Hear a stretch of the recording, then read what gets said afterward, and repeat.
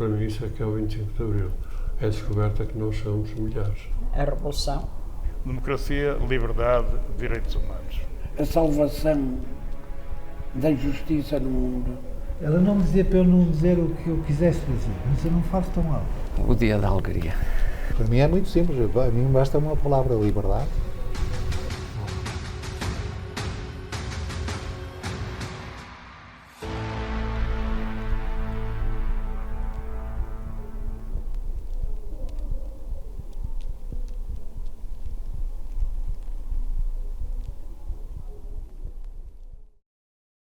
Sérgio Fernandes nasceu no Porto em 1937, frequentou o curso de Arquitetura da Escola Superior de Belas Artes do Porto, tendo participado enquanto aluno no CIEM, Congresso Internacional de Arquitetura, em 1959. Depois de licenciado, ingressou no ensino, primeiro na ESBAP, depois na Faculdade de Arquitetura da Universidade do Porto, onde integrou os conselhos diretivos científico e pedagógico. Foi ainda diretor do Centro de Estudos da Faculdade de Arquitetura entre 1990 e 97 e é professor jubilado da Faculdade de Arquitetura desde novembro de 2006. Recebeu em 2008 o título de professor emérito da Universidade do Porto. Ao longo da sua carreira, proferiu conferências e ministrou cursos em diversas unidades estrangeiras. Chefiou a equipa do Norte do Inquérito à Arquitetura Portuguesa do século XX, da Ordem dos Arquitetos, entre 2004 e 2005. E colaborou com arquitetos como Viana de Lima, Herménio Losa, Pedro Ramalho e, claro, com Alexandre Alves Costa, com quem mantém o Ateliê 15. É autor de uma vasta obra, como os edifícios residenciais da Pasteleira, no Porto, com Pedro Ramalho, a Operação Sal, no bairro Leal, na Rua das Musas, no Porto, entre 1974 e 78, e várias obras em Moledo, como o Complexo Turístico e Jardim Infantil. Com Alexandre Alves Costa assinou projetos de referência para a recuperação e valorização do património, nomeadamente na aldeia de Idanha Abelha, o restauro do Cineteatro Constantino Neri, em Matosinhos, inaugurado em 2008, a recuperação do Convento de Santa Clara Abelha, em Coimbra, inaugurado em 2009 e que foi o prémio Diogo Castilho, a recuperação do Cinema Batalha no Porto e a recuperação da Casa dos Livros para a Faculdade de Letras. Recebeu com Alexandre Alves Costa o prémio AICA 2008, da Associação Internacional de Críticos de Arte e do Ministério da Cultura, na categoria de arquitetura, que distinguiu a qualidade das suas intervenções no património construído e em projetos concebidos de raiz. Começo por agradecer ao arquiteto Sérgio Fernandes ter aceito o nosso convite e começaria com uma primeira questão. Ingressou na Escola Superior de Belas Artes depois de se licenciar, numa altura em que a escola era dirigida por Carlos Ramos e eram lá docentes Fernando Távora, Otávio Lixa Filgueiras, mas também Rogério de Azevedo. Creio que nenhum deles era declaradamente oposicionista ao regime, sobretudo o último, Rogério de Azevedo, não é? Como era então o ambiente académico na ESBAP, quando era estudante e quando ingressou como docente? Eu só entrei para a docência da Escola Superior de Belas Artes exatamente a seguir, no dia 26 de abril de 1974. E não era já o Carlos Ramos o diretor. Já não era o diretor. Se reformular a questão. Acontece que eu faço anos no dia 25 de Abril, e é por isso que eu tenho aí. Bom, mas não foi por isso, foi porque me convidaram depois do 25 de Abril e não antes. E essa também é uma razão que tem que ver um pouco com a minha formação e com o meu posicionamento. O ambiente na escola, eu fiz o liceu, aqui no Liceu Alexandre Herculano, aliás, já agora, esse currículo é melhor do que qualquer dos currículos que eu tenha feito, está muito bem feito. Falta aí a recuperação do Liceu Alexandre Herculano, onde eu andei, e que era um regime verdadeiramente de terror. Todas as recordações que eu tenho do Alexandre Herculano boas eram exatamente aquilo que era proibido fazer aos alunos. Assim, linearmente, sem exceção. Quando cheguei à Escola de Belas Artes, era de facto como estudante, era o mestre Carlos Ramos que era o diretor, e realmente respirava-se liberdade. Respirava-se liberdade, e não só liberdade, enfim, na maneira de estar e na maneira de agir, como se respirava modernidade. O mestre Carlos Ramos, que não era de facto um opositor declarado ao regime, mexia-se bem com ele, mas era um homem de mente extraordinariamente aberta, um homem muito culto e que defendia tudo o que era moderno e, portanto, na prática contrariava o regime. Aliás, eu provas disso quando os alunos, logo a seguir a eu ter entrado, foram presos uma data de alunos, eu estava no primeiro ano, e o mestre Carlos Ramos prontificou-se, foi uma primeira vez na história, a ir depor a favor deles no tribunal quando foi o julgamento. Entre eles estava o Soutinho, o Raul Estens, etc. Tinham sido presos todos.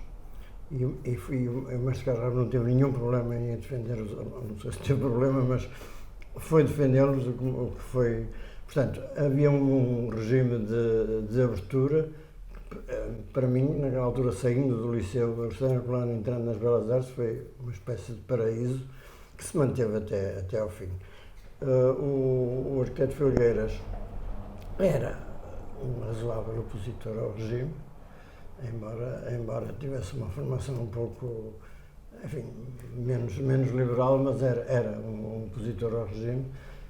E os outros todos que funcionavam na escola eram gente, de facto, que lutava por uma atitude em termos profissionais e em termos de formação que não tinha nada a ver com aquilo que o regime determinava. Mas, de modo que, na escola, eu diria que foi uma espécie de antecipação do 25 de Abril. Nós tínhamos realmente toda a liberdade, não havia nenhuma restrição. A Escola de Belas Artes? Belas Artes, sim. Uma escola que nós sabemos que era tradicionalmente conotada com a esquerda e com a oposição. PIDE interferia na vida não diretamente, enquanto eu lá estive, embora houvesse depois, quando se aproximou o 25 de Abril, realmente houve assim algumas.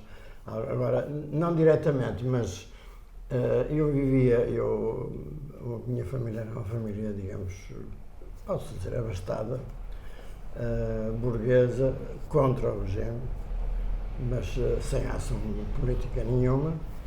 Mas eu tive várias, e vivia com os meus pais, era uma casa enorme e tal, e eu tive várias vezes, dia e noite, PIDE à porta. Nós já conhecíamos alguns PIDEs, e portanto eu até suponho que não seria por mim, era mais porque era usual, eu também fiz isso, era usual irmos dormir à casa de uns e de outros quando a coisa apertava, e eu suponho que eles estavam à espera que eu desse guarida, ou que os meus pais dessem guarida a alguém que não era. Portanto, havia. Eu dizia isso sempre aos alunos, quando comecei, principalmente logo a seguir ao 25 de Abril, que era uma coisa que tem graça dito, mas não tem graça nenhuma vivido, e quando acordava dizia: hoje não me vieram buscar. Mas é sério, eu tinha esta sensação de que um dia qualquer podia. E eu não tinha nenhuma atividade especial, era do contra, como era toda a gente, enfim, entre aspas, mas não tinha uma atividade política intensa, colaborei assim em umas coisas e tal, mas não era, nem sequer era filiado no PC, que era digamos, era o partido onde se filiava toda a gente. Eu não era filiado, mas tínhamos essa sensação de aperto, de constrangimento, que foi realmente o 25 de Abril, foi uma coisa completamente. Foi a total liberdade. Como é que se receberam os ecos do maio de 68, da crise de 69? Nós, muito bem, os estudantes, muito bem. Muito bem, e de facto teve muita influência. Nós seguíamos a par e passo tudo o que se passava em Paris naquela altura, e portanto houve uma adesão muito grande da massa estudantil a isso. Claro que quando digo a massa estudantil é mesmo a massa, porque havia sempre estudantes do contra, embora na Escola de Belas Artes realmente a tradição era de uma grande liberdade e de um empenho na luta pela liberdade, que começava também no exercício da profissão ou na aprendizagem. Realmente os modelos, eu tive como professor no primeiro ano numa cadeira que se chamava Desenho Arquitetónico, o mestre Rogério de Azevedo, com quem eu me dei bastante mal, mas devo reconhecer que ele era ótimo professor, ótimo profissional.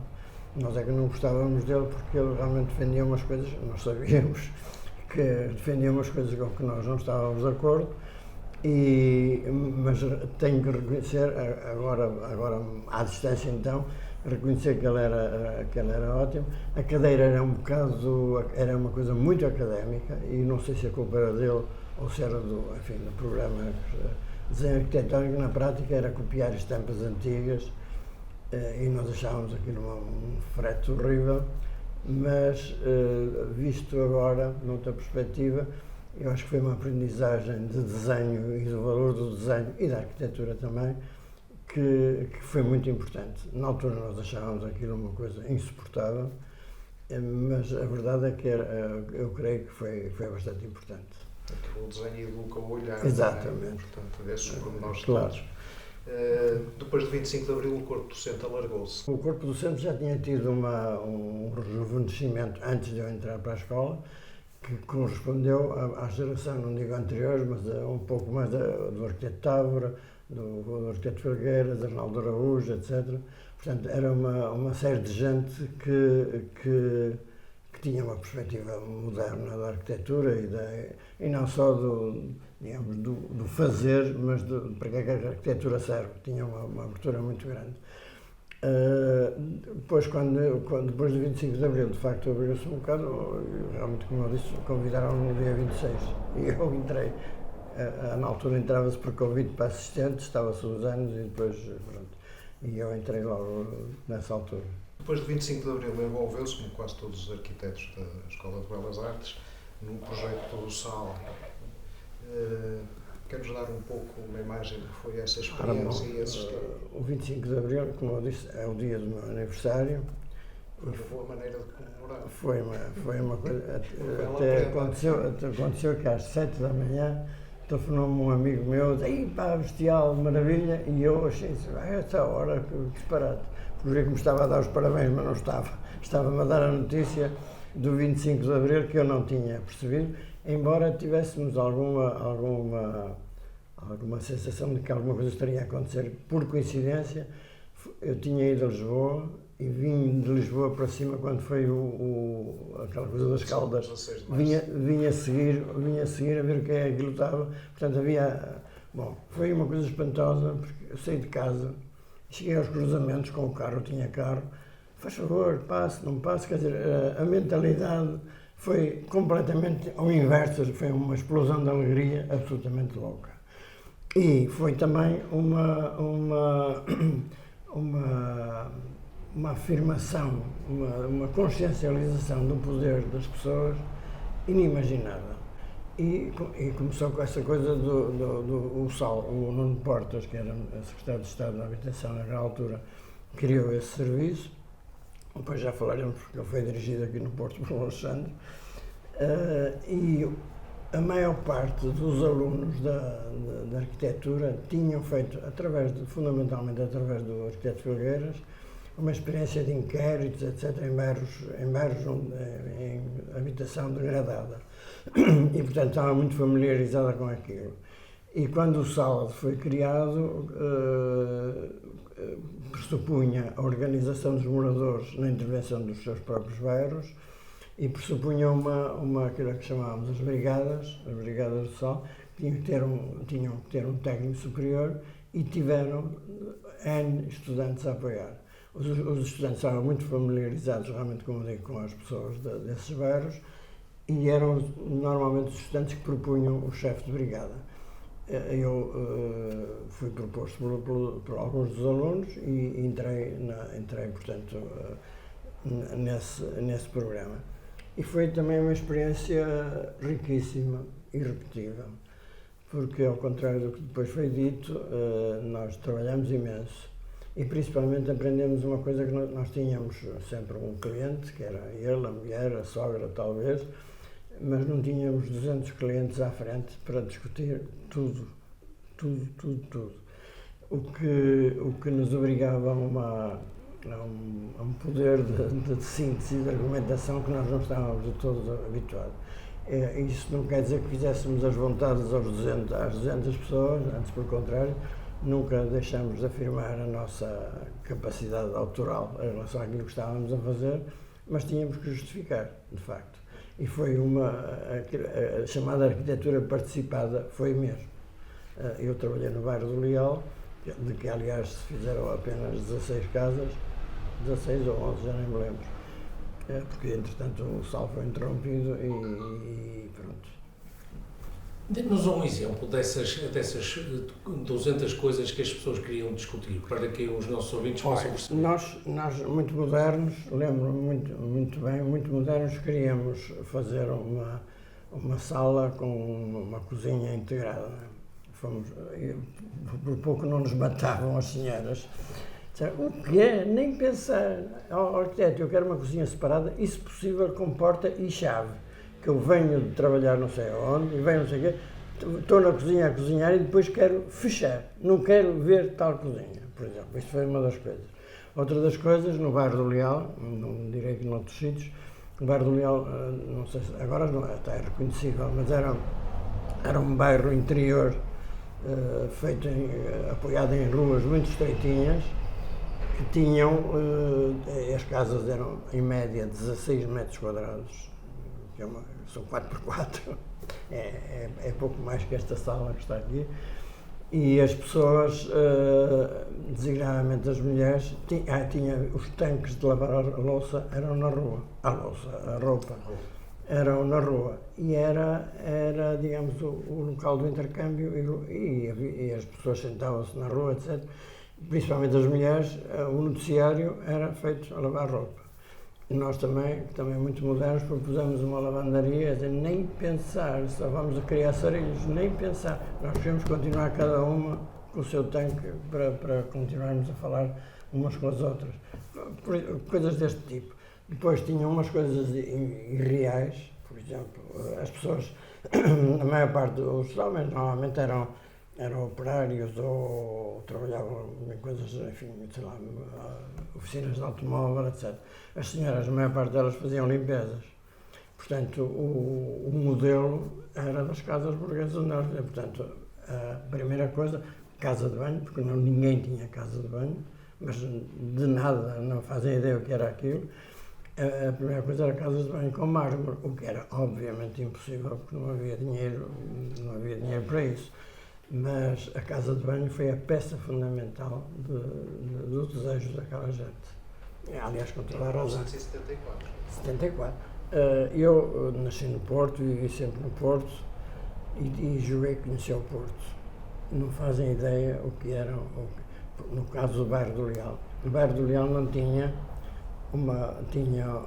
as casas tinham, como digo, 16 metros quadrados. Havia casas em que se desmontavam os móveis à noite para fazer camas, porque as pessoas não podiam tomar banho em casa, eram umas tinas, tinha que ser a família toda para não se exporem, e depois os dejetos eram levados num balde e entornados em duas fossas que havia nas ruas, numa tampa, eram entornados. Tanto que uma das lutas com essa coisa da casa de banho começou pelas mulheres organizarem uma manifestação para irem à Câmara, que era ali perto, ainda por cima, levar os baldes se não desentupissem pelo menos as fossas das ruas. E diziam, e eu tenho a certeza que iam, demorou 2 dias a irem desentupir. Portanto, havia uma capacidade de exigência e de concretização que entretanto, foi desaparecendo.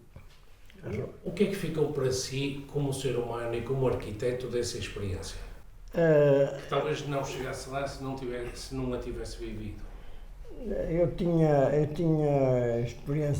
uma experiência semelhante, ou melhor, semelhante. Tinha alguma similitude, que eu, quando acabei o curso, eu fiz o curso todo durante o período em que se fez o inquérito da arquitetura popular portuguesa.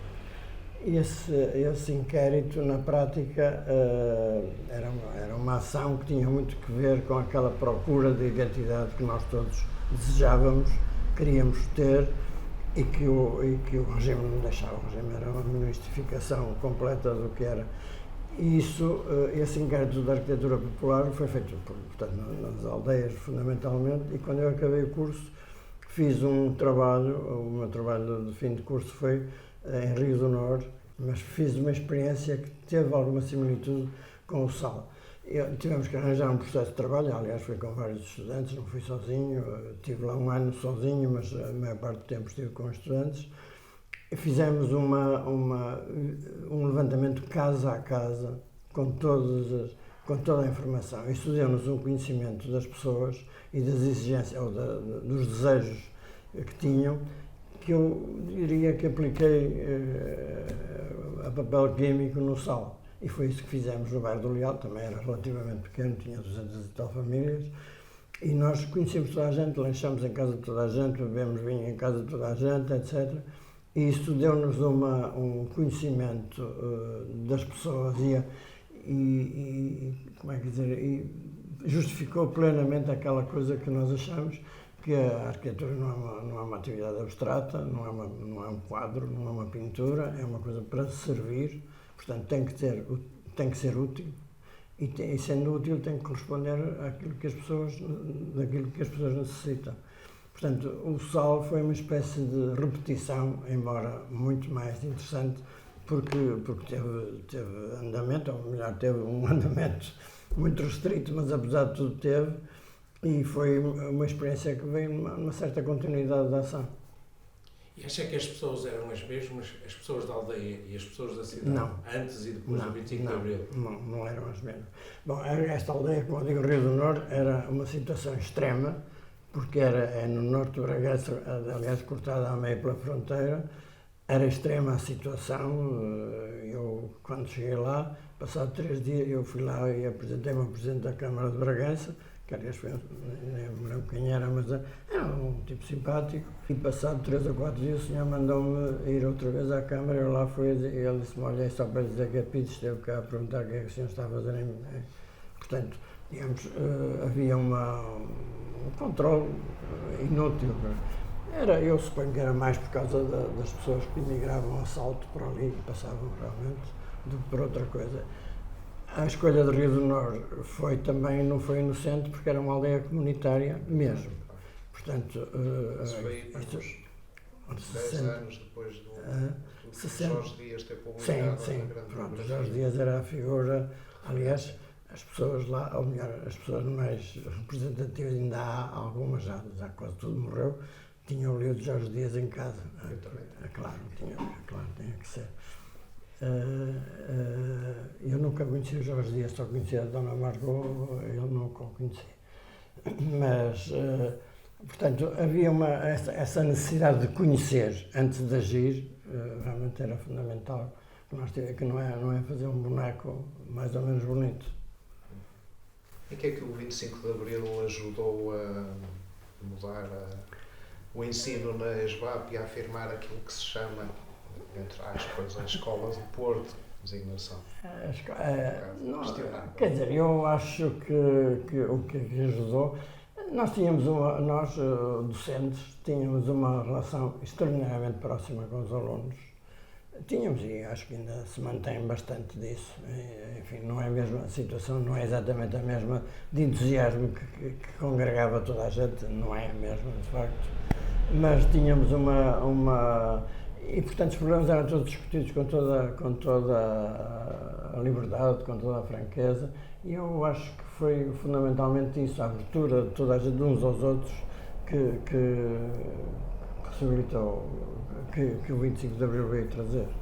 Antes do 25 de Abril, o arquiteto Sérgio Fernandes e o arquiteto Alves Costa tiveram um papel determinante na descoberta ou redescoberta de Rosa Ramalho e do figurado de Barcelos. As suas coleções, dos dois, foram recentemente oferecidas à Universidade do Porto. Queres falar um pouco dessa experiência? Esse desejo de conhecer a realidade do país, que nos levou, digamos, a reconhecer também a realidade daquilo que era geral, não apenas aquela que era erudita, e conhecer a fundo. Nessa ação foi muito importante a intervenção do pintor António Quadros, que foi, de facto, eu diria, pelo menos em relação a nós, nessa altura ele ainda não era docente, mas era um colega mais adiantado, Havia uma relação muito próxima nas Belas Artes entre todos os cursos, não havia praticamente distinção, aliás havia anos em que havia cadeiras comuns, etc. E o António, de facto, entusiasmou-se muito com aquilo e levou-nos, de certo modo, a conhecer, a descobrir essa vertente a que nós éramos razoavelmente alheios. E pronto, depois começámos a ver como é que era nas feiras, etc. E começámos a ver o interesse que aquilo tinha, e isso foi-nos aproximando das pessoas, designadamente a Sra. Rosa, outros e outras, provavelmente tão bons como ela, mas ela tinha uma qualidade, era como pessoa, era fantástica, uma personagem absolutamente maravilhosa, eu diria com uma cultura feita sem livros, espetacular, e tinha um sentido de humor e um interesse. Pronto, isso começou-nos a entusiasmar e realmente passávamos lá tardes inteiras na conversa enquanto ela trabalhava, e foi assim que se foi fazendo a coleção dos bonecos dela e de outros, porque há muitos mais que nem sequer estão representados ali naquela exposição. Uma última pergunta, se dispusesse apenas de uma frase, como é que definiria o 25 de Abril? Eu ia dizer uma coisa horrível, um grito de liberdade inútil a prazo. Muito obrigado. Muito obrigado.